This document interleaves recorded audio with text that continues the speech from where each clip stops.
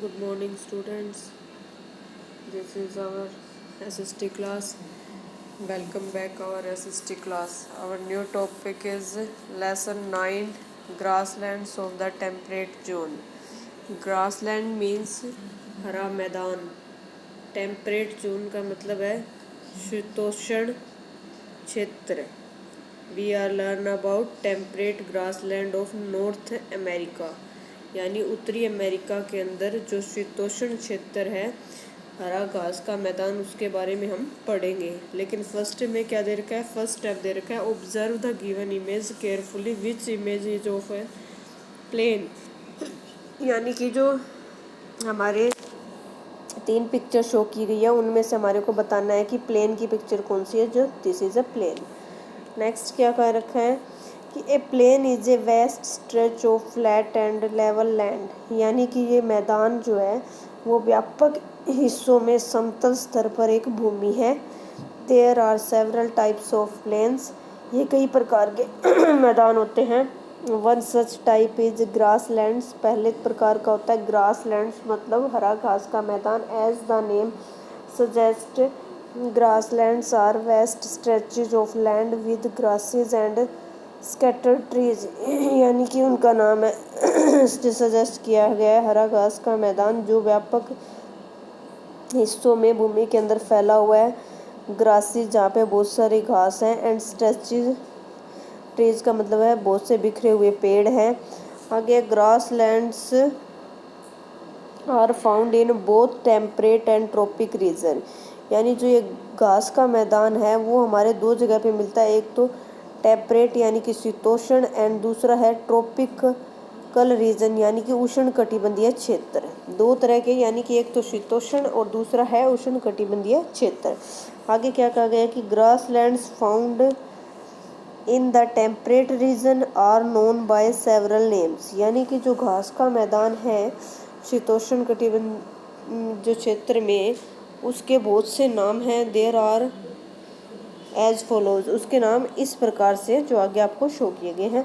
वो first name है इसका नॉर्थ अमेरिका फ्रेजिस. सेकंड है साउथ अमेरिका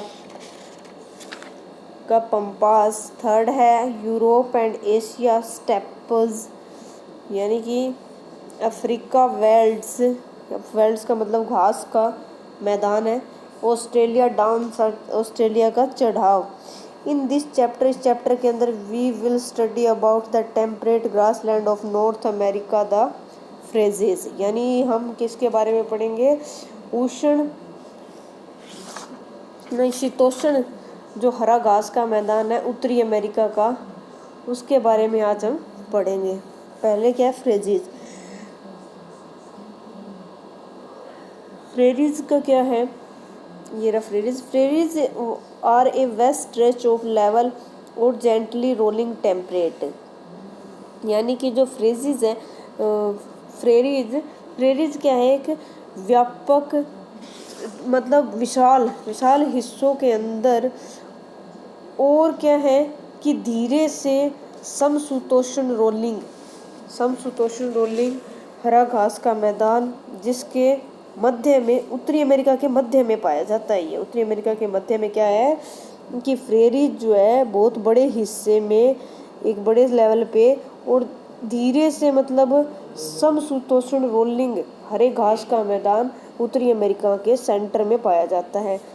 आगे क्या कह रहा है, द टर्म फ्रेरीज मीन्स मेडो और ग्रासलैंड इन फ्रेंच. ये टर्म जो है फ्रेरीज की, इसका मतलब है मेडो और या फिर और ग्रासलैंड इन फ्रेंच.